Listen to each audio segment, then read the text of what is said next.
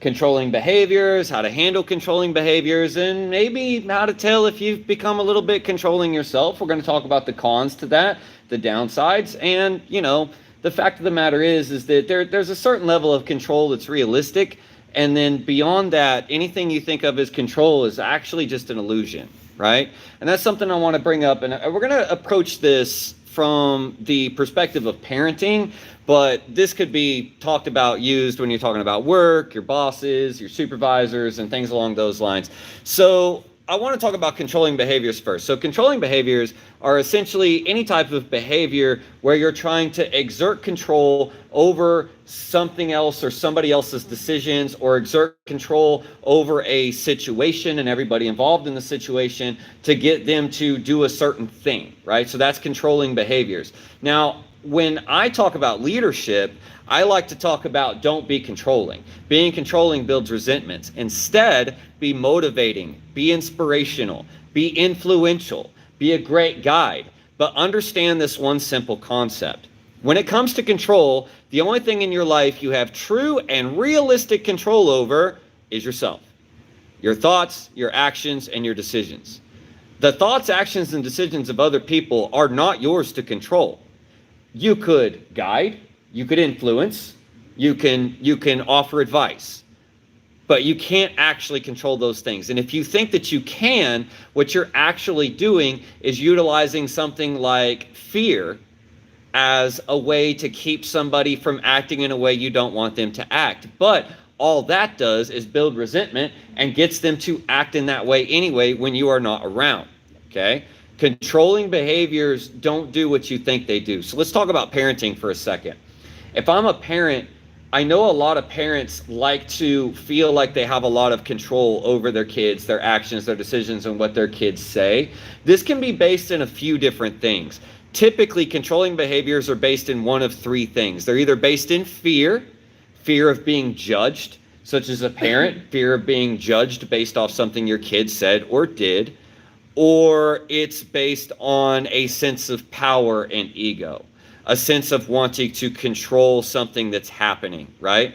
So it's either fear or ego. I mean, and it's not always necessarily the fear of being judged. It could also be the fear of your child falling behind, or the fear of, what was I getting at with that? The fear of losing the version of your kid that you have in your head. This is a common thing I think parents deal with, especially around the age of 4, around the age of 7, around the age of 11 to 12, and around the age of 14, 15. This is where this comes in, because our kids change so much from a 2-year to 3-year periods. They change so much across these periods. We have to, as parents, we have to learn to let go of our ideas of who our kids are every few years, because I could be nursing some deep-seated fear of losing my sweet little 4-year-old boy that's 9 now and has a completely different set of interests, a completely different set of understanding and knowledge about the world. But see, too many people are afraid to have hard conversations with their 8 and 9-year-old, such as the birds and the bees talk and things like that. We all know that 7, 8, 9, usually a bit closer to 8, 9, is legitimately a good time, a preferred time to have that conversation. Because if they're in public school in particular, by the time they're 9 years old, this stuff is being thrown around as bullying and insults and all of that. And if you haven't expressed or talked to your kids about it and helped set them up or guide them for how to deal with it, then by the time they're 9, they're already a lot more informed about this kind of stuff than you think they are. So that fear of losing your baby can also be what's holding you back from helping your kid and guiding your kid through the milestones that they are dealing with, right? So yeah. And it can also express in, my kid has to do XYZ sport, has to do football, has to do baseball, has that whole to be the best. Living vicariously through your kid thing. Because, yeah. Or if they're going to do it, they're going to be the best because other parents will judge me, and I'm a great athlete. So if my kid's not a great athlete, the parents are going to judge me and say that I'm a bad parent. God, you got to let that go. And quite honestly, do you know what the percentage of professional athletes is of all the athletes in the world? It's an extremely small percentage. I'm sorry. not every kid is going to be a Major League Baseball star. Yeah, and They're not going into the I am NFL. sick of parents bringing their 4-year-old kid in and then going, I want them to be the best kickboxer. I want them to be the best grappler. I want them to go to tournaments at 5 years old and kick everybody's butt. I want my kid to be the best fighter at 6. There is no best fighter at 6 years old. That's ridiculous. We don't even have them fighting at that point. They haven't learned the fundamentals yet. They still need to learn balance. They need to learn footwork. They need to learn how to move. They need to learn coordination. They need to learn timing. They need to learn rhythm. They have to learn proprioception and kinesthetic awareness before they can learn how to be a kickboxer. And quite honestly, at 4, 5, and 6, we're still teaching them not to hit people when they grab a toy. Right. So now you want your kid to fight at a professional level? At 7 years old? Yeah, that's ridiculous. Those are two different, completely different messages Yeah. that you're now trying to control. And guess what? They can't figure that out. No. They can't separate those things. Yeah, no. And even teenagers, sometimes I have parents bring in a preteen or a teenager and the kid has fun in class. The kid's maybe not very athletic in their own right. Maybe they're a little uncoordinated, but we get them having fun and they're making some improvements. And they're able to do a few things and it's great. And then we go talk to parent after class and it's, well, I'm thinking that he could be a champion at this in under a year. No, it takes 6 years just to get to the black belt level. You can't even be a champion until you're at the black belt level. And that takes a good 6 years to even get to. So, no, your kid's not going to be a champion in a year. I don't get it. So many people bring in their 11, 12, 13-year-old kids, and within 6 months think that they can outfight one of our 13-year-old instructors, Mr. Rose. Think they can outfight him in 6 months, and then they get sorely disappointed, because they challenge him to a match, and he runs circles around them. And you know who the parent always blames? Us. They blame us. Well, I've been bringing my kid here for 6 months. They should be able to beat that guy. Yeah, that kid's been training here for 9 years. You really think your 6 months worth of training should beat the kid who's been doing it for 9 years? That's not going to happen. And I've been training for 12, 13 years. I am still in a decent prime of my life. But you know what? And I have a 4th degree. I'm going for my 5th degree. But that doesn't mean that I can go out on the sport karate circuit and be the best. Because guess what? I'm not training for 7 or 8 hours a day. And people misunderstand karate, too, because of some old movies and crap from the 80s and 90s. Karate Kid, terrible movie. Bad taste in my mouth about karate. That is not karate at all. So then you get all these people that are like, well, karate's just 80% kicks. Karate's no good for self-defense. Karate won't teach you how to fight. Bull crap. Bull crap. George St. Pierre, karate guy. Right? He was an MMA champion for multiple years, right? And he's not the only one. Michael Venom Page, right, is another one. There's dozens and dozens of karate guys that compete at the high levels of MMA. There are. You've got the wrong idea about karate based on a movie, right? Karate is so much more than kicks. Karate includes kicks, clinch work, joint locks, takedowns, grappling. It includes a lot. And we don't just teach karate. We teach a very mixed curriculum. But karate itself includes a lot. Most karate was just low kicks. Everybody thinks karate's high kicks. That's taekwondo. You're getting that confused. Karate's low kicks. Anyway, we got off track there. But this point is about control. But we run into this with parents all the time. So they come in and they want their kid to be a champion in 6 months. Ain't gonna happen.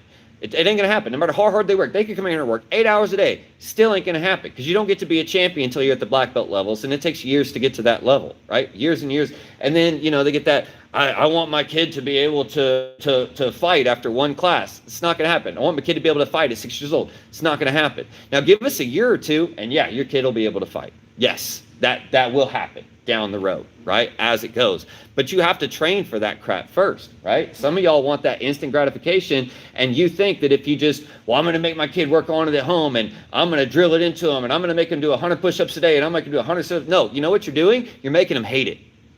You're making them take something that was going to be good for them, that's going to help them grow, and you tried to control them so that they become the best at it, and all you did was build resentment and make them hate the sport. Because now you've made it not fun anymore. Guys, kids will get better at the things they think are fun. They will avoid the things they think are not. And if you take the fun out of it, And they're going to avoid the things that they think they're going to disappoint you in. So the more disappointed you are that they didn't do 200 push-ups today, that they didn't practice their kicks 1,000 times today, the more disappointed you are, the less likely they are to practice, because they know they don't want to disappoint you. So then they're just going to want to quit so that they don't have to disappoint you anymore, right? Yep. The parent's job is to be supportive. Now let's get back to control. Once again, controlling behaviors generally stem from two things: fear or ego, right? For parents, it's usually either a fear of losing their image of their little kid in their mind, or it's a fear of being judged by other parents based on what your kids do. Well, you're not going to face that judgment here, at least not by us, because we understand that your kids are separate people. So remember what I said a minute ago. Hey, thanks you guys on YouTube. Appreciate the comments. A bunch of those kids Yeah. all at once. Remember what I said earlier. The only thing you actually have any real control over in your life is your actions, your decisions, your ideas. And honestly, if you think you have full control of those, you're lying to yourself, because people make millions and billions of dollars a year, and their entire job is to get you to think a certain way. Their entire job is to convince you of something, right? And if you let those outlets convince you of those things, you're not really in control of your own thoughts, right? If you don't control what you're focused on, somebody else will control it for you. Okay? That's really, really clear. So the first thing we need to understand about dealing with controlling behaviors is you have to understand that you can only control what you can do. You can't actually control what someone else can do. And if you think you can, you're fooling yourself. You're absolutely fooling yourself. Now, if you punish them enough, they may avoid that action in front of you, but the second you're gone, they're going to do that thing. Right? Kids do a lot better. We've done podcast episodes on this before. Kids do a lot better if you can convince them to make the right decision for themselves than they do if you force the decision on them, and then they're going to rebel, right? So let's get, and this could be about your boss too, right? We could talk about maybe your boss has controlling behaviors towards you, and they want to control everything that you do. If you have a boss like that, or ever had a boss like that, how do you feel about them? Probably don't like them, right? Probably a lot of resentment there. You're probably every day you probably come home going, I could do this job so much better if I didn't have this person micromanaging me all the stinking time. Well, your kids feel the same way when you overly exert control on them, right? But you have to understand that it either comes from a place of fear or it comes from a place of ego, of wanting a power trip, right? So, sorry, let me read my notes, make sure I get back on track. Now, when that illusion of control is based on ego, that's when you run into abusive relationships, right? If that sense of control is based on me wanting to have some power trip by exerting control over you, this is how abusive relationships begin. I want to control this person, so I'm going to control everything they say or do. And if they don't say, or if they say or do something that I don't like or I don't agree with, I'm going to punish them profusely for it. And when the verbal punishment doesn't work, the physical punishment comes in. When the physical punishment is not enough, it escalates to more physical punishment. Now, do you see where that goes? Because then that kid becomes an adult and they hate you. They hate you with a passion. And guess what we taught them? That every time they disappoint us or make us mad, we hit them. So you know what their brain learned? So then that when they become an adult, and every time someone disappoints them or something like that, they're going to hit them. Okay?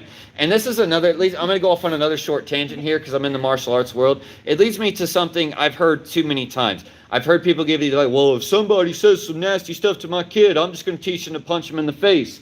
If people got punched in the face every time they were insulting, there'd be a lot fewer insults in the world. And you're half right. If everybody got punched in the face every time they insulted somebody, there would be far fewer insults in the world. But you know the part you got wrong? No one would know how to navigate the world anymore. If every time I had to talk to somebody for my job and they insulted me for doing my job, and I stop and punch them in the face, they're not going to be insulting anymore. But I'm going to end up in the back of a stranger's car with my hands tied behind my back and a long, expensive court battle in front of me. Do you see the problem with that? We can't be teaching our kids to handle every conflict with fists and kicks. Sometimes, now, if it's a physical conflict, someone tries to hurt me physically, then that deserves a physical response. But just because someone's making fun of my stinky feet or my Walmart brand shoes, that is not a reason to punch somebody in the face. But it is a reason to laugh at said person, because if that's the best they got is making fun of you for something like that, then they live a sad and pathetic life, and it is okay to laugh at them. right? That's good. But yeah, no, I just wanted to go off on that side tangent there about that. So over controlling your kids will lead to nothing but resentment and crashing. You see this all the time. Look, when we were younger, there was a phrase, if you're anywhere near our age, this might make sense to you. Anytime someone heard the preacher's daughter, it would convey a particular priestly-like image in your head. In our generation, that was common. You know why? Because there was this whole thing for decades that, and it's not just in the church, it's other places too, where a parent tries to control the kid to an absurd level and then expect that kid, once they turn 17 or 18, to be able to be fully independent. But they never allowed the kid any level of independence until they were 17, 18. And then they give them too much independence at once. And what happens? Kid goes wild. Kid goes wild, starts partying like crazy, drinking like crazy, gets into drugs. And when we were younger, this was known as sort of, whenever someone would say the preacher's daughter, this is what they were referring to. The concept of someone absolutely losing their minds when they finally got a little bit of freedom because they'd been controlled their entire life. So how do we prevent that as parents? Well, it's very simple. Every time our kids reach new milestones, we need to let go of our image of what they were and recognize them for what they are, so that we can slowly give them a little bit more independence every couple years as they grow, so that they're stepping up into that adult level of independence by the time they're 16, 17, 18, 19, 20, right? And this way, they're going to trust us. If I exert so much control that my child is fearful of coming to me with anything. Yeah, if you try to control your kids, trust me, they're too scared to talk to you about the things they're really dealing with, because they know that you're going to get mad at them if they say certain things, because you've gotten onto them for saying certain things that were inappropriate.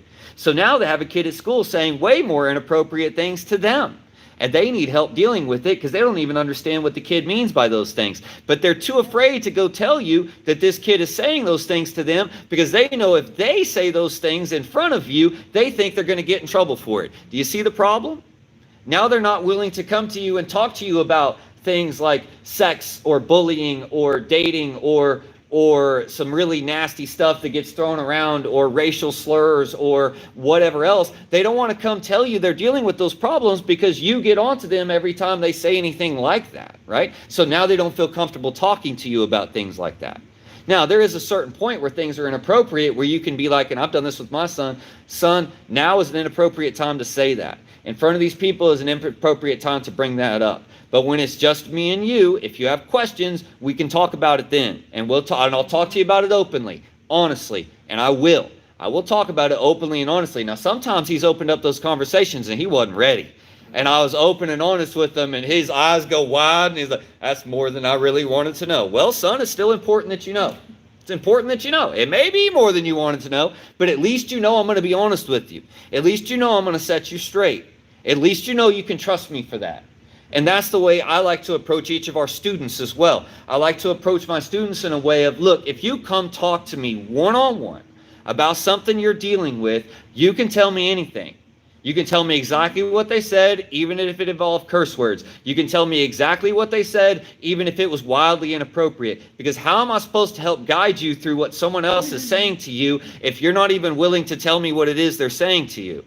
And I'm not willing to listen, right? So I approach it with my students that way too. Like, look, you guys can come to me and talk to me about just about anything, and I will do my best to guide you in how to deal with that situation that you're dealing with. And I feel like if more parents did that too, we would be in a lot better position with our kids. Yeah. A lot better position, right? Because they are tiny humans. They're tiny humans with less experience. So, but they have their own mind. They have their own thoughts. And here's the thing. When our son was 5 or 6, there was this weird thing amongst the parents in this studio. It was bad. You remember this. No. Weird thing amongst the parents in this studio when he was about 5 or 6, where there was this saying that would go around where they would say, well, so-and-so said this, they must have got it from somebody.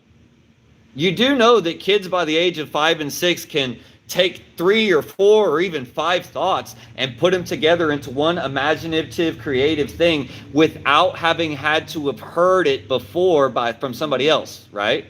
Right? I got sick of that. So many parents, well, they said something inappropriate and they must have heard it from somewhere. It must have been their parents. No, that's not necessarily the case. Maybe they heard it from an older brother. Maybe they didn't. Maybe they just took something they saw on the TV, mixed it with something they saw on another TV show, mixed it with something they saw someone else say, and it came out as something that we know is wildly inappropriate, but they didn't know it was wildly inappropriate because to them, they're just taking this idea and this idea and this idea and putting it together, right? And please remember that some things that kids say are age appropriate. Even if they seem inappropriate. I am at least finally glad that parents as a whole have accepted using anatomically correct language with young children. Goodness. Thank you. Because my goodness, it's so important to their safety when it comes to strangers. It's so important to this, not just strangers. You guys know that, look, I was I'm going to try to say this in the nicest way I can. I was a child victim of adult actions, behaviors with 3 different trusted adults across 2 years. 3 different trusted adults. And every time I tried to talk to my mom about, hey, you want me to go stay at this guy's house while you go to work, but every time I go there, he wants to take clothes off and get a massage. Every time I go there, he wants to take clothes off and get in the hot tub. I don't feel comfortable over there. Oh, you can't be saying that about him. He's such a nice guy. Don't be trying to spread rumors. I don't know where you got that. I got that from them, right? But I wasn't comfortable using anatomically correct language. So when I would say these things, I would say stuff like, well, he kind of keeps wanting to put his hands on me and like rub on me. Well, where's he rub? Well, it starts off rubbing my shoulders. Oh, there's nothing wrong with that. Quit being a baby. No, there is something wrong with that because that's exactly how they start. They start by building a trust relationship with the parent of the child. They get the parent of the child to trust them. Then they get the kid to trust them. And then they use that trust to start building more and more physical touch and normalizing it. That's exactly how it went with me between the ages of 10 and 13 before I finally learned to fight back. And please understand that you're more likely to be attacked or a crime perpetrated on you by someone you know than you are by a stranger. Than by a stranger. The odds of getting like even punched in the face by a stranger are like less than 0.004%, right? It's really, really low. I have no idea what that comment means. It sounds like a joke. Anyway.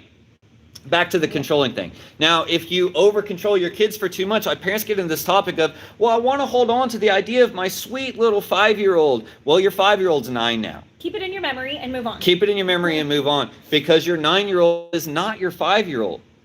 So I see too many parents that parent the same way from the ages of 4 to 10, and then they switch gears for 11 to 13. It's already too late by that point. You should have switched gears around 7, 8, 9. Yeah, more right? Like 6. And then again. 4, 6, 7, 8, right? About every 2 years, right?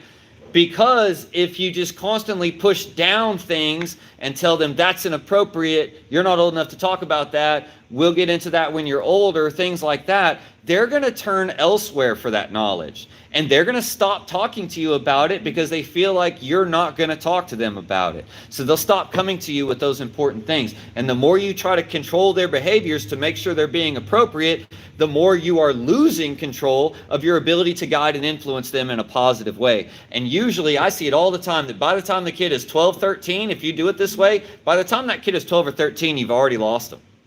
You've already lost them.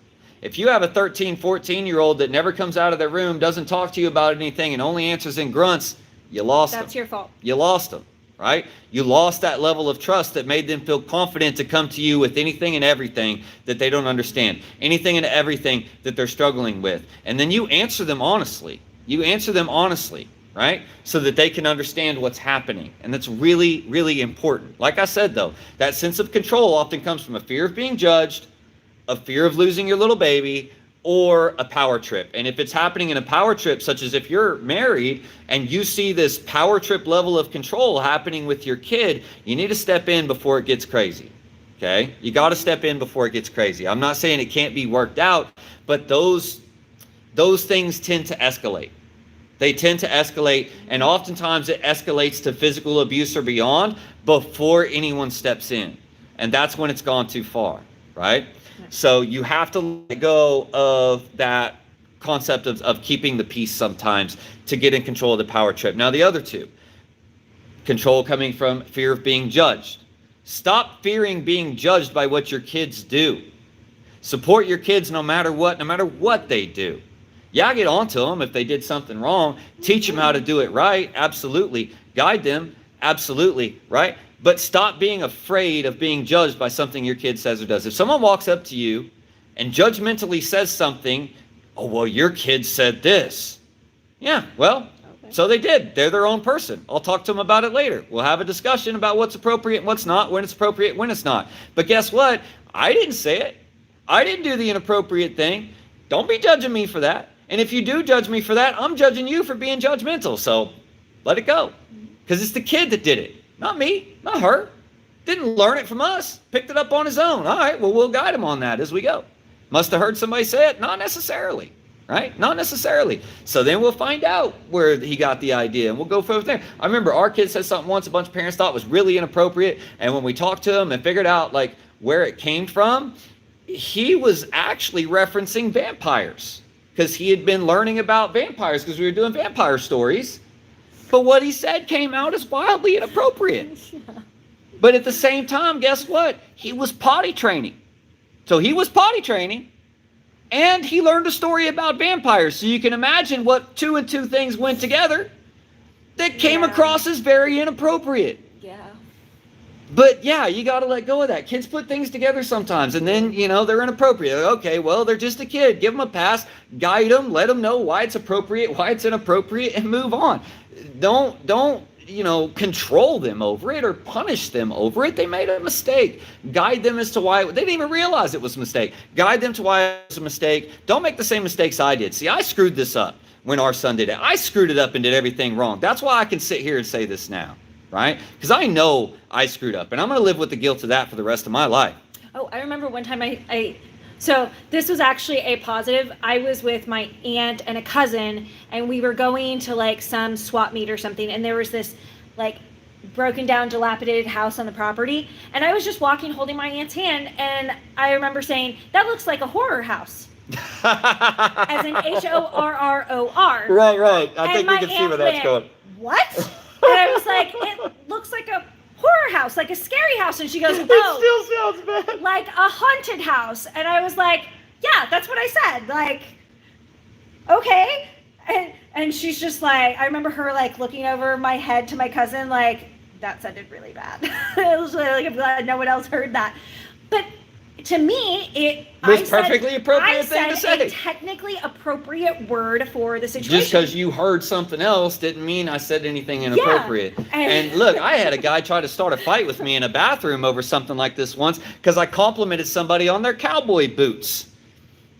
And that compliment got misunderstood, and I had a guy follow me into the bathroom really wanting to kick my butt. That was a fun story. I tell it all the time. But this isn't the time for that story. No, but you can choose to control really hard, or you can choose to guide. Take a breath and ask some questions and guide. You guys have any idea how many times when Axel was young, and that's his name, Axel, people came up to me and told me that he called them an a-hole? But what really happened is they go, hi, what's your name? He's a little kid trying to say Axel. You can imagine what that sounded like. And then they would think that he called them a-hole. And then they would come complain to us. I can't believe you teach your kid to say something like that. We didn't. He's struggling to pronounce the K. That's completely normal for a kid. Completely normal. He wasn't saying what you thought he said. He was telling you his name. Mm-hmm. He doesn't even know that word yet. He'd probably not heard it yet, right? So there's a certain aspect to that. Now let's talk about what happens if you do over control, okay? If you over control every action and decision and thing your kids do all the way up to age 10, age 12, age 14, age 16, then what happens is they start to resent you and come to you less and less. So by the time they're a teenager, they barely want to talk to you at all. And every time you come around them, they act annoyed or frustrated and sigh and roll their eyes and walk off. Now, they're going to do a little bit of that anyway, right? But if that's the constant and you never really get any time to hang out with your kid where they are acting like they actually like you, then that's probably because they resent you.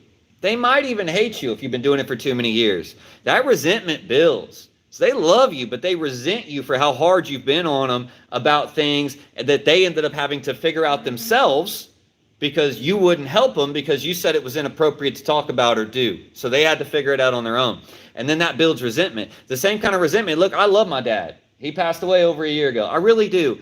But I carried resentment towards that man for most of my life.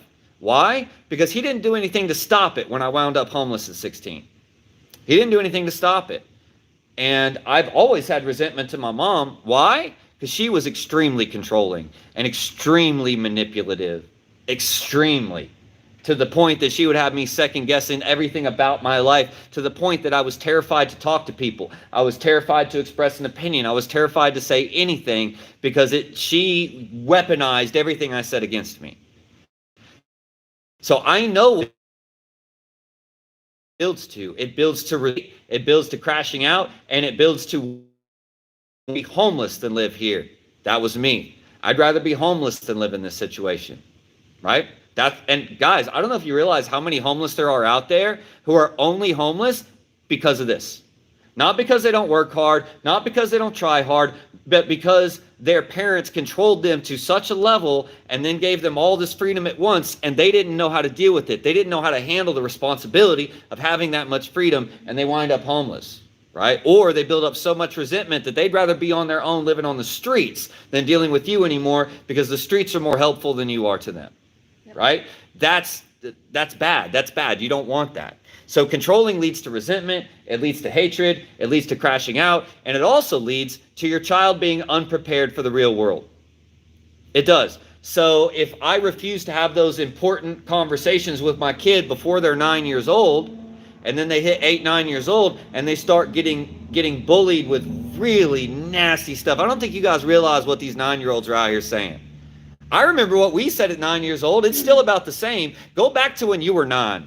And think it through, and then look at your kid and be like, oh my gosh. Because what you're going to realize is you're so stuck in wanting to see them as that cute 5 and 6 year old that now that they're 9, you're not paying attention to what they're dealing with and the level that they're dealing with the bullying at. You're just not seeing it, right? So you have to let go of that image and help them every step of the way. And every one of those steps, every couple of years, you need to give them more responsibility, more freedom. Right? A little bit at a time so that they learn how to handle that freedom responsibly so they don't end up with the whole preacher's daughter situation where they've been super controlled all the way to the age of 16 and now they can drive and they've been given freedom to go hang out with their friends and now they're partying, they're on drugs and they're losing their absolute minds. They're pregnant and dropping out of school. Like I knew 3 preachers' daughters that got pregnant and dropped out of school before they were 18. And I went to a small school. Right? But that comes from being over-controlled as a kid and then given too much freedom at once, and then they don't know how to handle that freedom responsibly. What's crazy about it is these over-controlling parents also tend to be the same ones that are like, when my kid turns 18, they're out, they're on their own.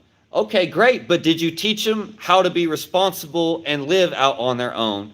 Or did you control them, and then expect to continue living that controlled life when they have the freedom? No, they're not going to continue to control themselves in the same way you controlled them. They're going to want to exercise that freedom. So if you don't give them space at 5 years old, at 8 years old, at 12 and 13, at 15, and at 17 to express that freedom, then you're not doing them any justice. They're not going to be ready for adult life by the time that you kick them out.